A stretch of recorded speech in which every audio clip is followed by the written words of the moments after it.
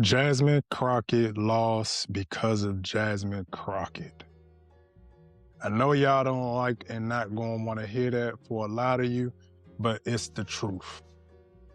Here we go again, having this conversation. For those of you all who are new here, I'm the Black Anglo-Saxon. I have had this conversation. This loss is not a surprise. I covered when she first started running, and I'm gonna tell you now, from day one, she made the mistake that all Democrats are making right now in this current era.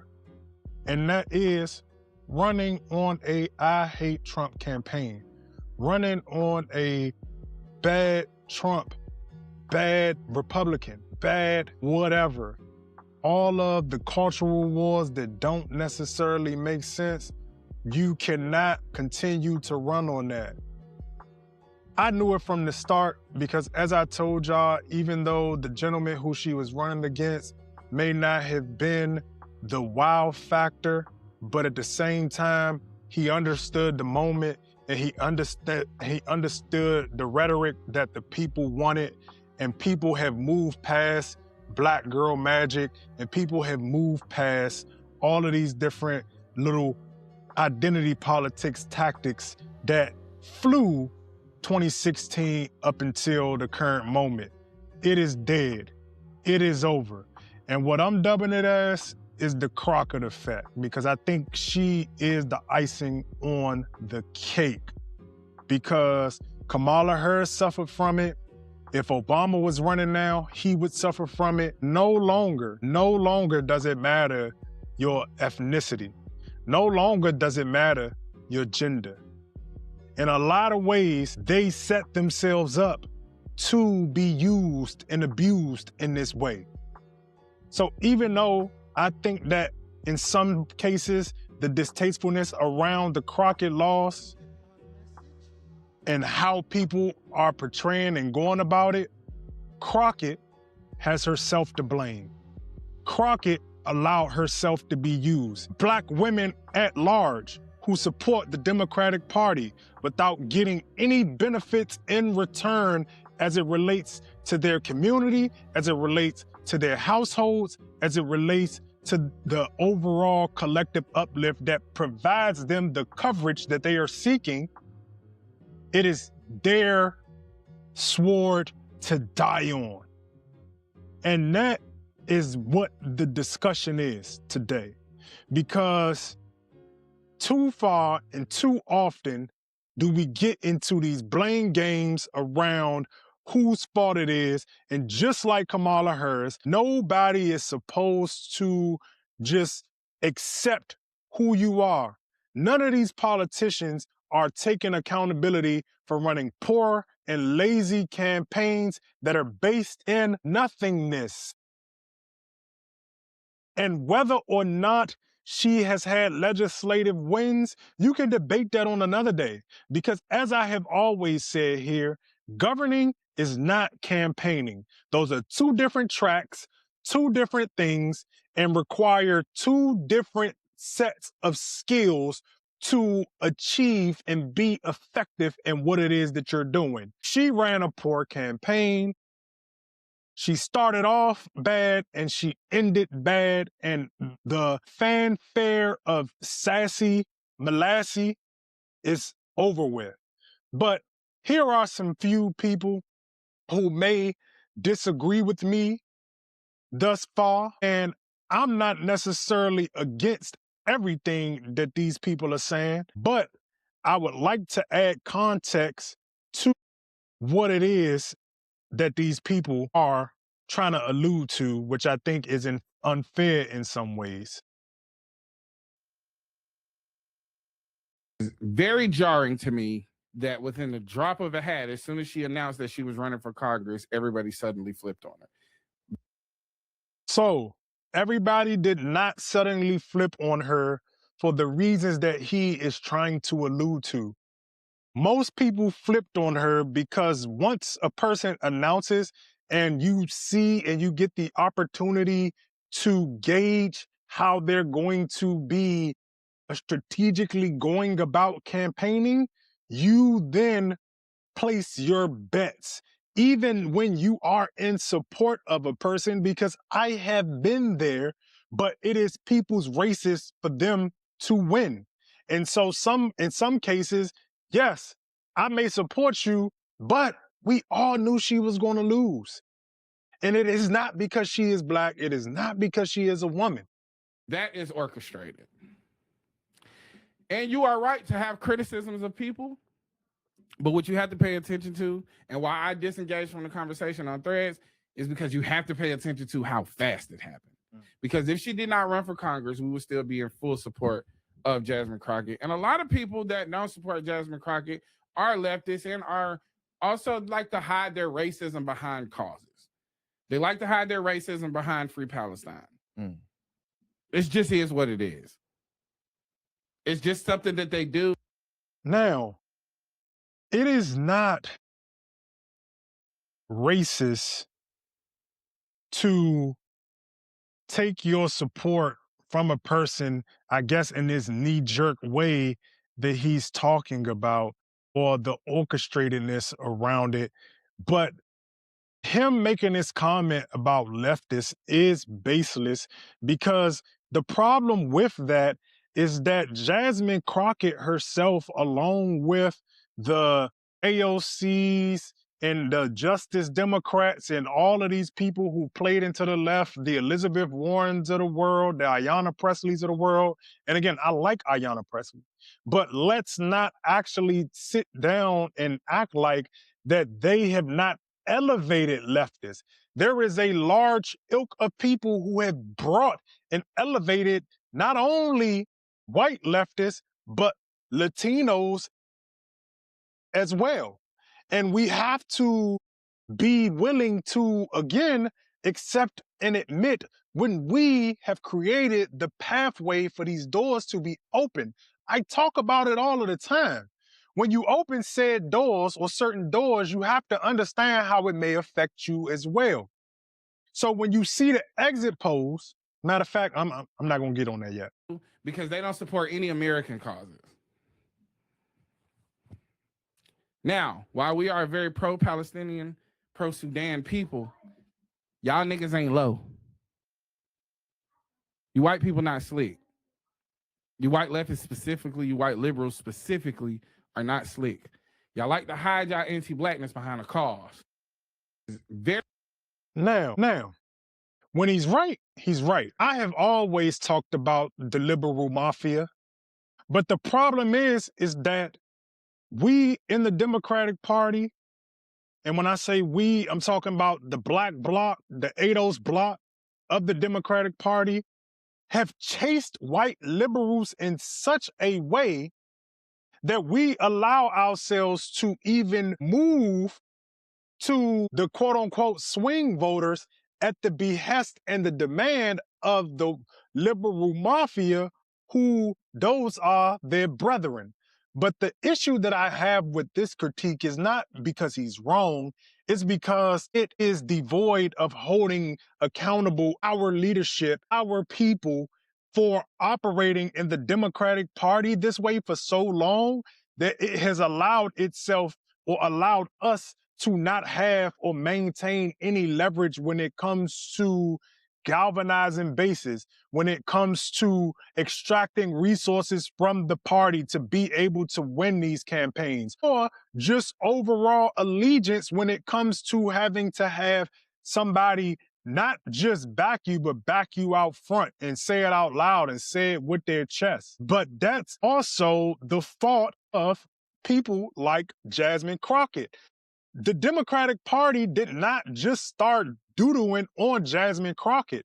They have been doodling on her. And I have been saying that she should have come out of that stance and that posture a long time ago. But they don't listen to Negroes like me in the Democratic Party, because they call me the quote unquote R word, the radical word, because I won't bend the knee. And I will actually give coverage to a lot of the people who would like to move in a certain way, but they don't want to lift anybody up or bring anybody along who's willing to not just sass mouth, but actually have substance.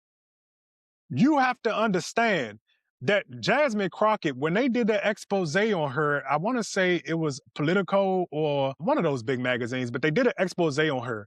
And she talked about how much time she spends on actually going through and managing her social media.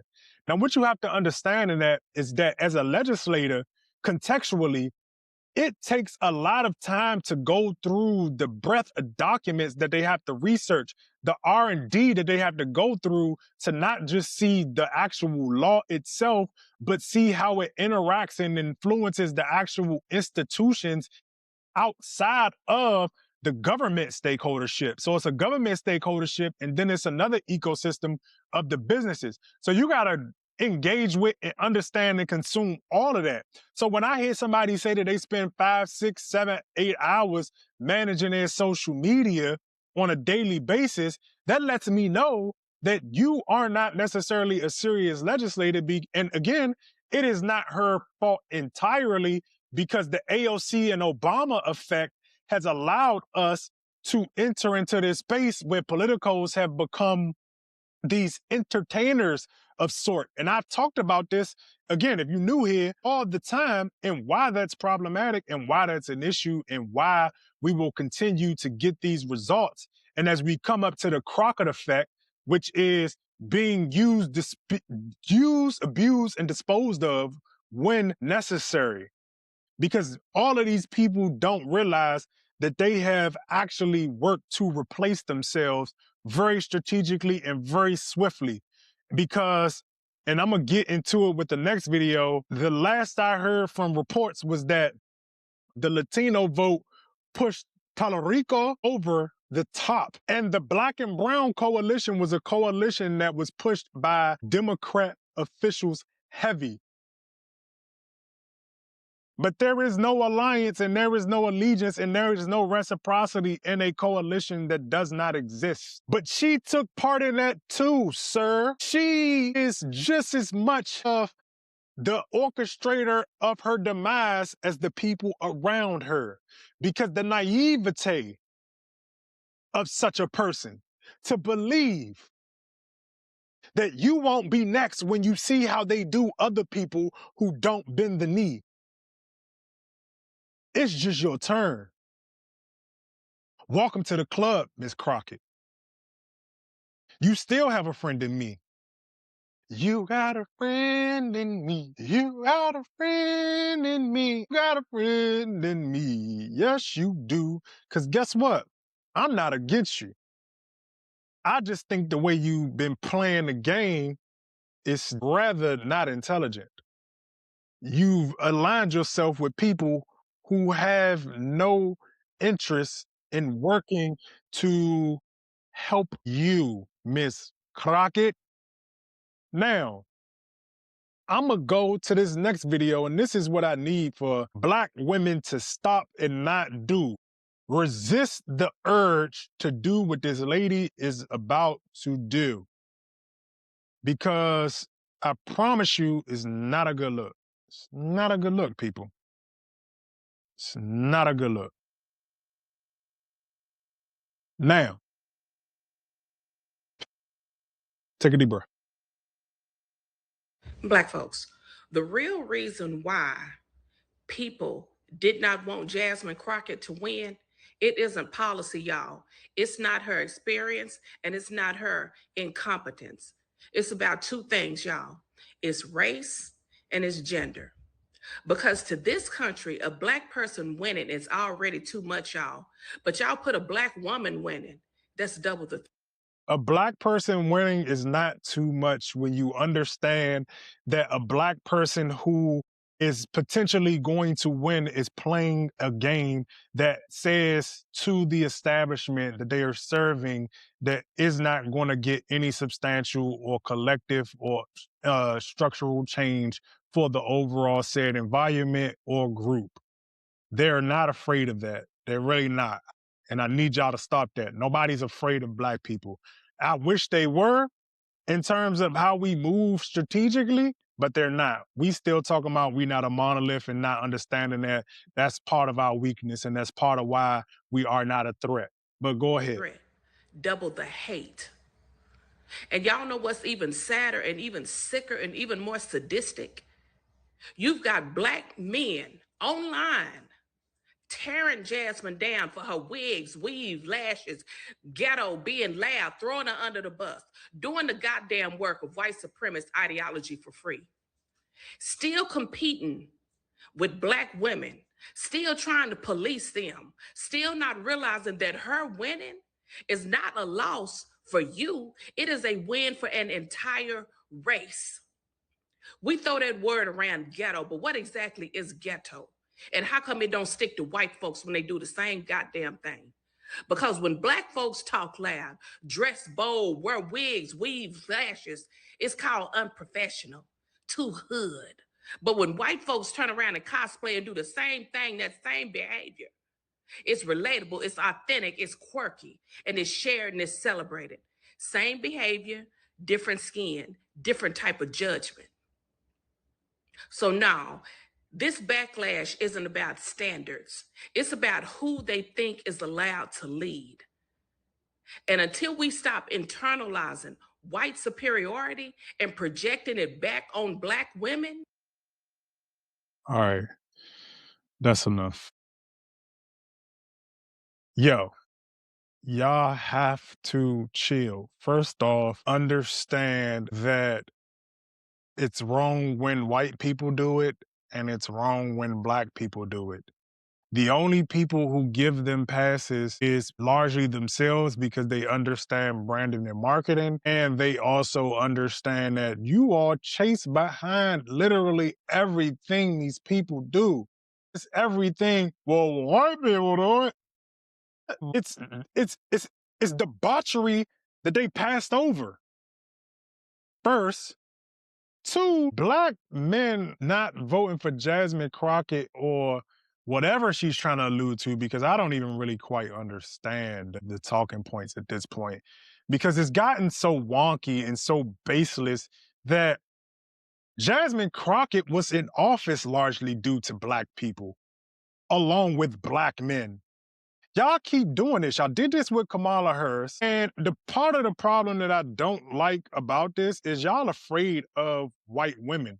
Just like with Kamala Harris, y'all willing to come out and talk all of this about black men when literally the exit polls say that they're like 2-3 points behind black women in terms of how progressive they are on certain stances and how they tend to vote. But yet and still, you don't want to say and actually wrestle with the institutions and the people who y'all really need to actually critique, which is this black and this brown coalition, as well as the white women who y'all sit around and prop up every single day that y'all have this fake gender alliance with, but yet to get any benefit from having that gender alliance, because white women always go back into the same patriarchy that is their family, that abuses the whole ecosystem and environment because they want the benefits that come along with it. But yet and still, you don't want to have that conversation. You just want to go to black men, and that's lazy. That's cowardice. Let's just call it what it is. Jasmine Crockett is a bad candidate. These people are bad candidates. And even if they aren't bad candidates per se, they're running bad races. You cannot base your whole race on Donald Trump, anti-Republican, anti-white man, anti-whatever in these very singular binary ways. We are past that. And black women, men, and people also are past that. People, because of the coverage and view that Donald Trump has put on a political arena, whether you like him or not, has made people 10 times more aware of everything that happens. People are now way more engaged with the political environment and ecosystem. So the things that used to just slide past are no longer cutting it. Just doing all of the antics and all of the aesthetics and all of the performance is no longer cutting it. And that's what Democrats, especially those who are in office and have not had real challengers, are not really understanding. We're past that time. We're past that moment. And Jasmine Crockett, along with a slew of her compadres, will also be boxed out of these seats by the very people, by the very coalitions who they align themselves with, whether that be white women, brown, the off-whites, whatever you want to classify them as.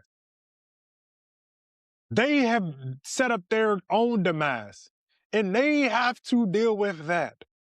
And until we as a community are ready to have that conversation, we are going to be cooked because we set it up. We did it to ourselves. We did and allowed everybody to get wins off of our narrative, off of our story, off of our legislative W's, and have not asked for anything in reciprocity. And we are suffering the consequences for it now because the Democratic Party has been signaling shifts in who their base is and who they're going to tend to for at least a decade now. They've been talking about this Latino wave. And that's not any hatred against Latinos, but we see the exit polls. We see what that is, and we know how that's going to pan out. But let me know what y'all think. Did Crockett run a bad campaign? Do you think all of this stuff was orchestrated just against her because people don't like her?